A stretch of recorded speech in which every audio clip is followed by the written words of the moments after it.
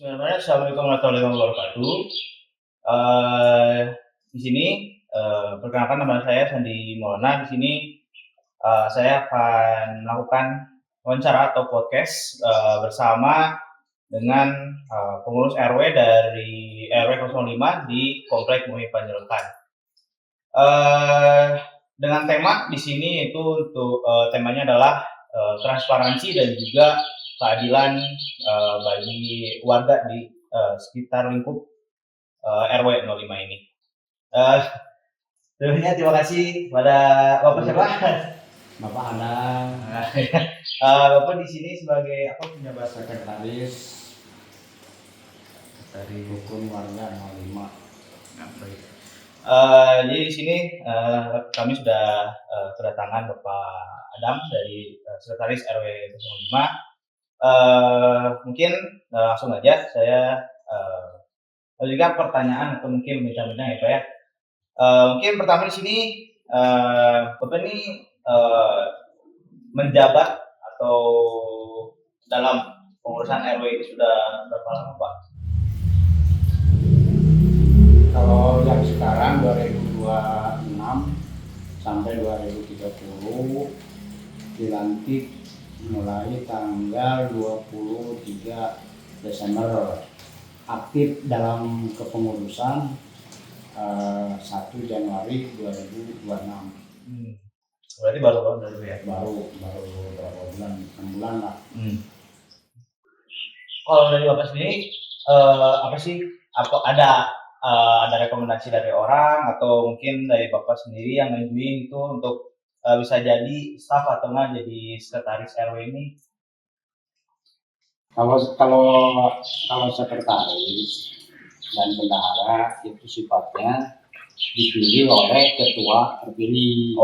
Kalau ketua RW itu satu diajukan oleh warga melalui ketua RT, lalu diadakan pemilihan. Pas kebetulan untuk pemilihan RW yang sekarang, karena calonnya ada dua, yang pertama itu calon yang independen itu udah lama, kemudian yang kedua calon yang diusulkan oleh warga.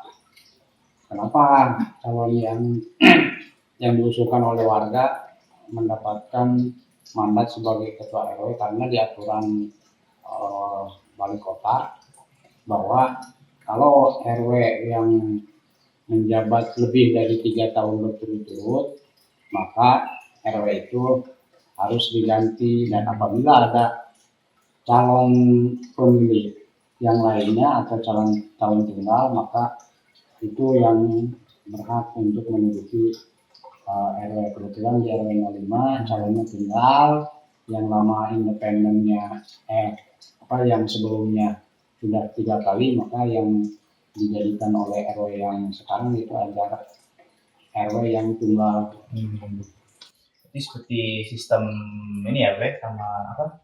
Pemilihan presiden itu juga ya. Jadi kalau presiden kan 2 kali.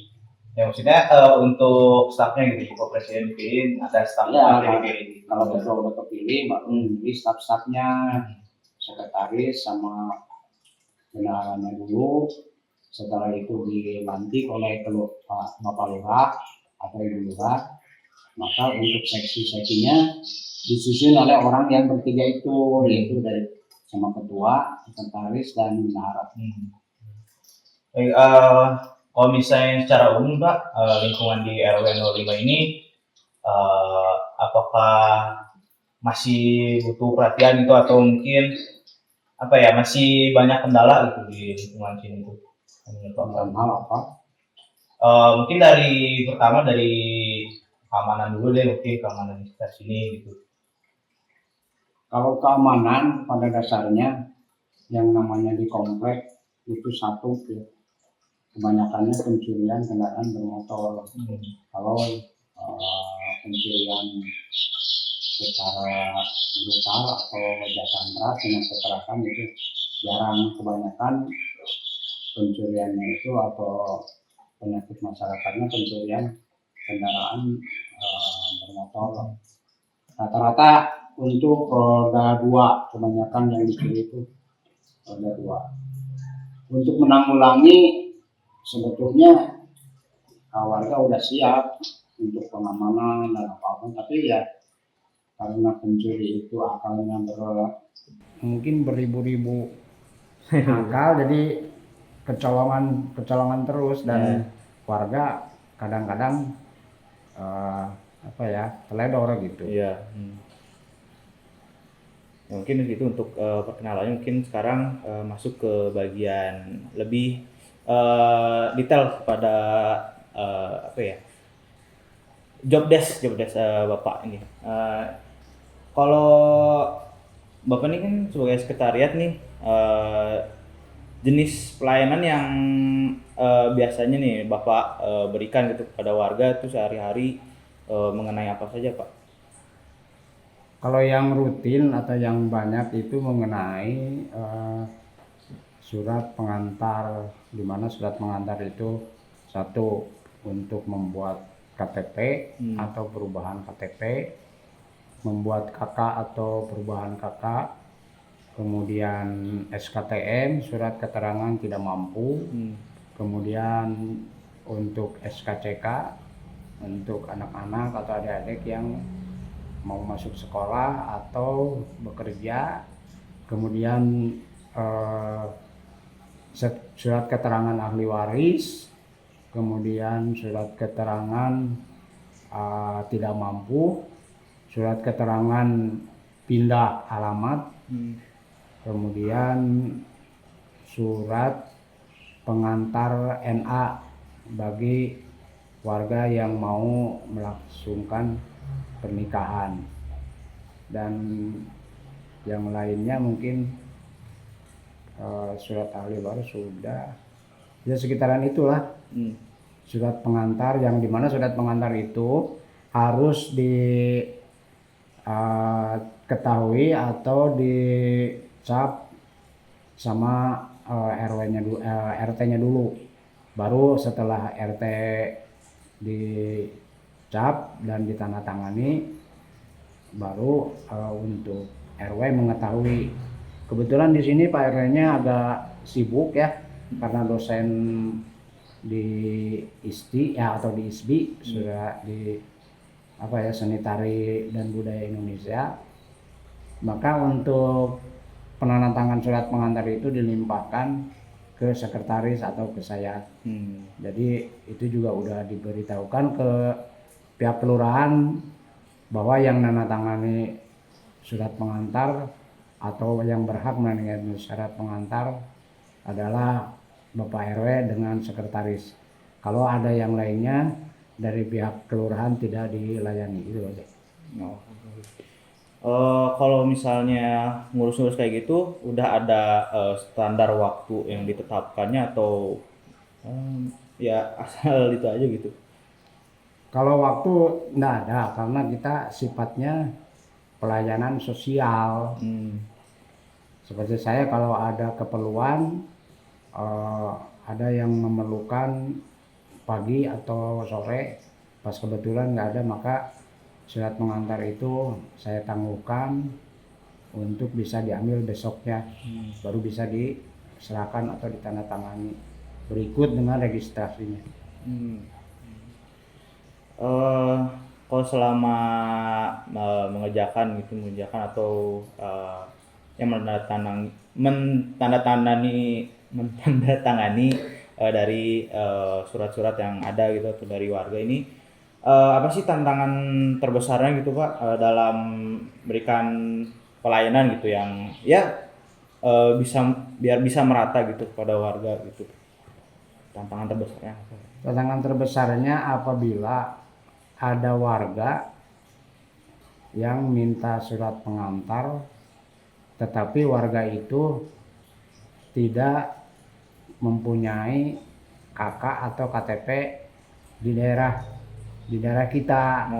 Jadi orang itu tetap ngotot pengen diberikan pengantarnya, maka sebagai RW untuk dapat memberikan pemahaman bahwa surat pengantar ini boleh dikeluarkan oleh RW dan RT apabila penduduk tersebut merupakan penduduk warga RW 05.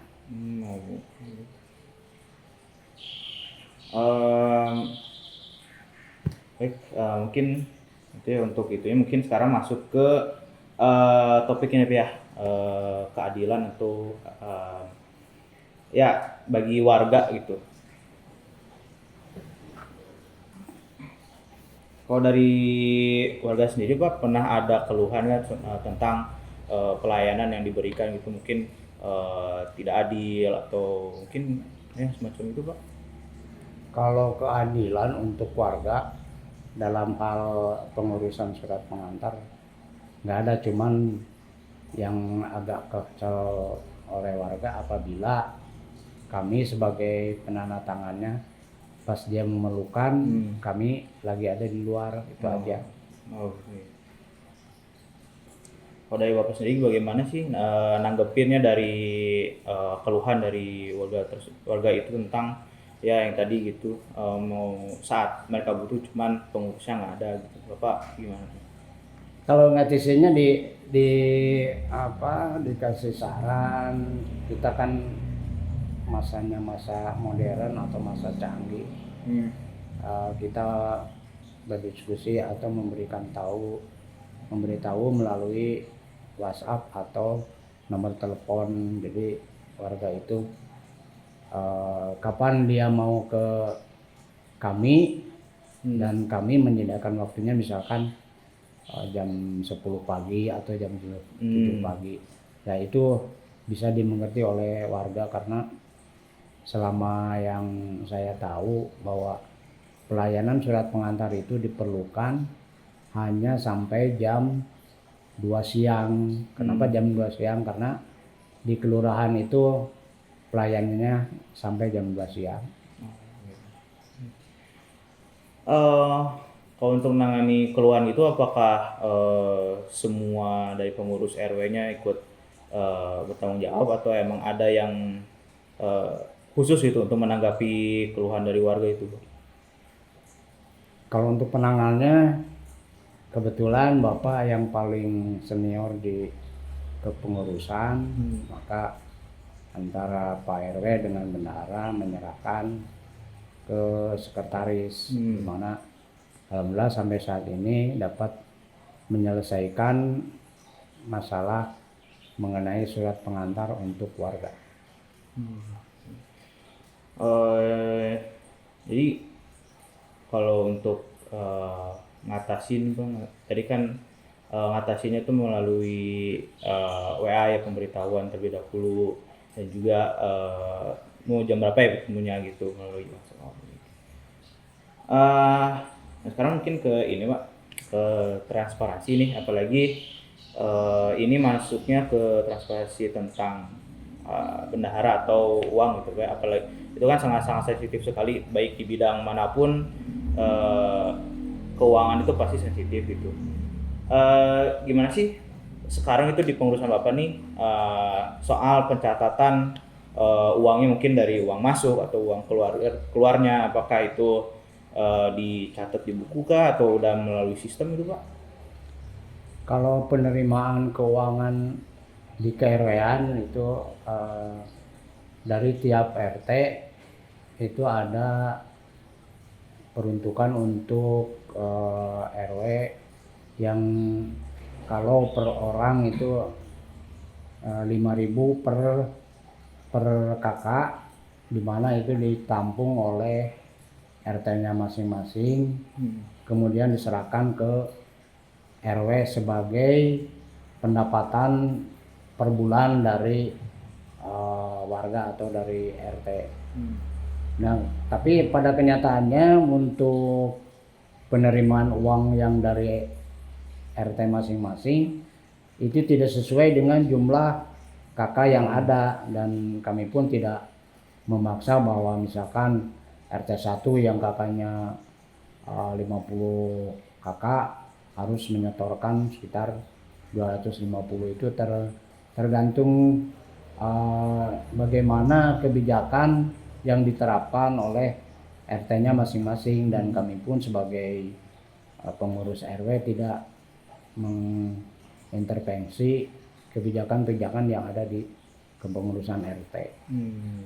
Itu dicatat dan dilaporkan per 3 bulan sekali, di mana kami sebagai pengurus ada yang namanya grup WhatsApp atau grup WhatsApp pengurus RW 05 itu disampaikan di WhatsApp grup tersebut. Kalau misalnya untuk yang bisa atau yang terlibat itu dalam pengelolaan keuangan ini cuma ada hanya bendahara saja atau emang mungkin dari sekretariat dan juga ketua RW-nya bisa meninjau gitu secara detail.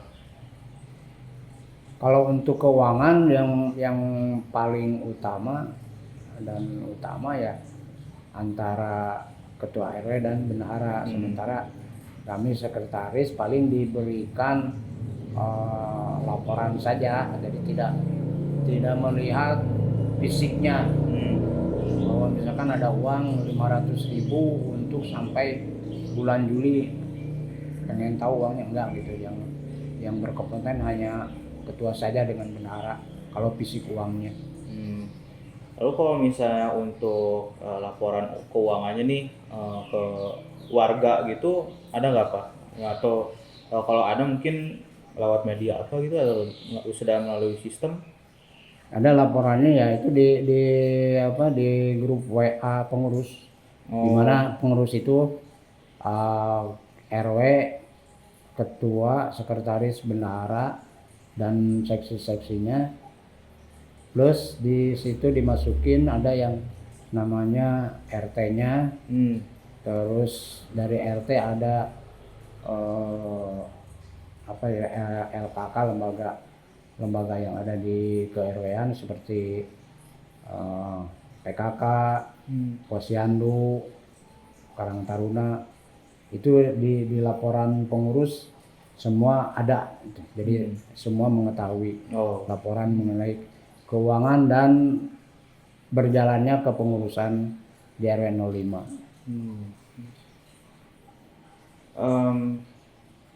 Kalau dari warga sendiri pernah ada yang bertanya secara aktif gitu mengenai keuangan atau transparansi ya tentang uang masuk atau mungkin uang keluar gitu, mungkin ada yang sering bertanya atau jarang Pak?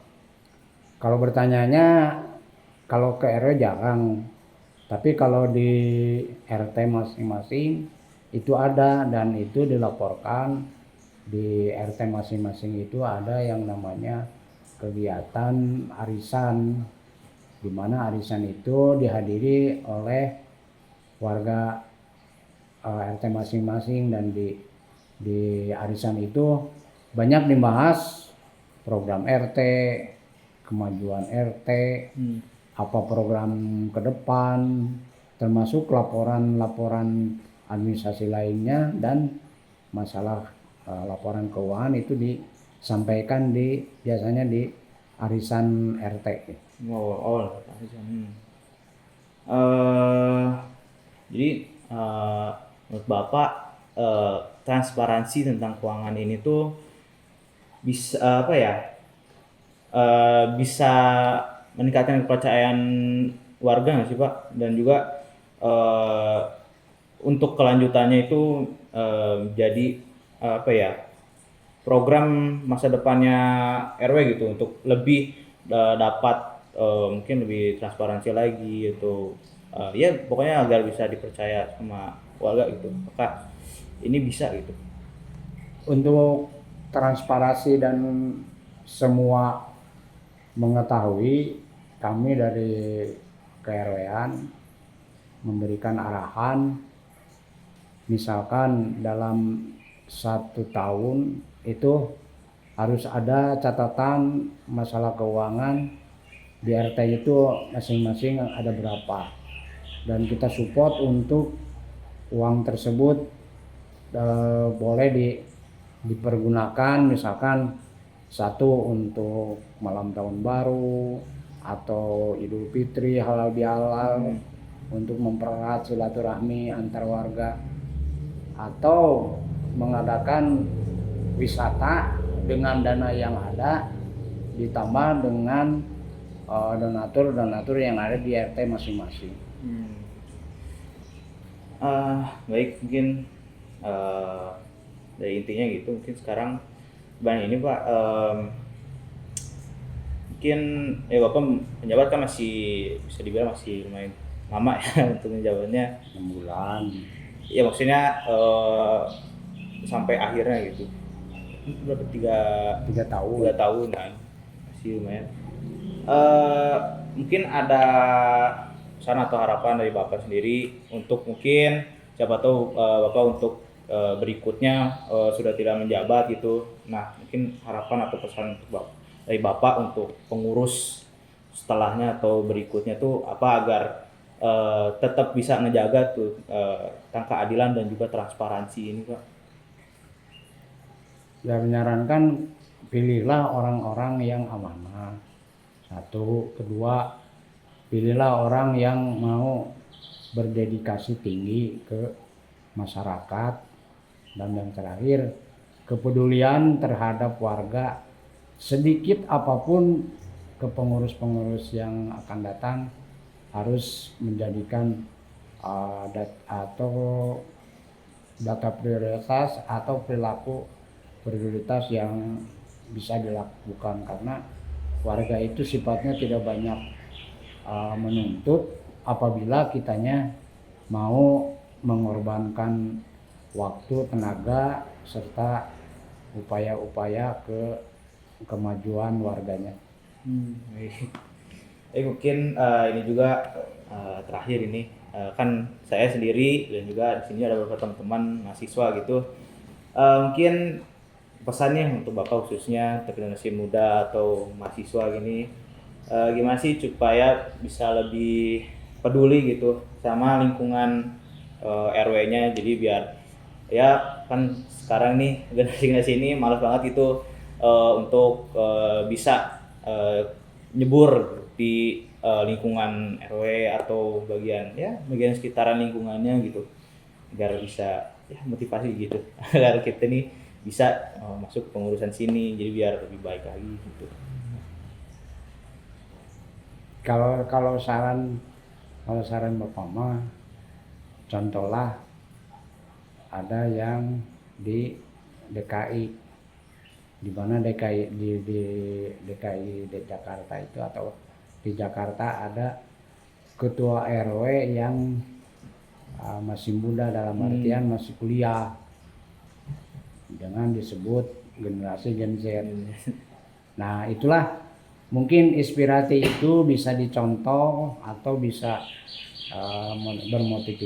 bermotivasi dalam melakukan hal-hal yang ada di lingkungan. Sebetulnya mudah aja apabila kita mau berdedikasi, kita mau melaksanakan kegiatan, kita mau tahu bahwa ini yang harus dilakukan oleh generasi tua tidak memungkinkan dalam segi tenaga, maka anak-anak atau mahasiswa, pemuda, yuk bergotong royong, yuk kita menimba ilmu yang kita peroleh, laksanakan atau praktekanlah di lingkungan masing-masing.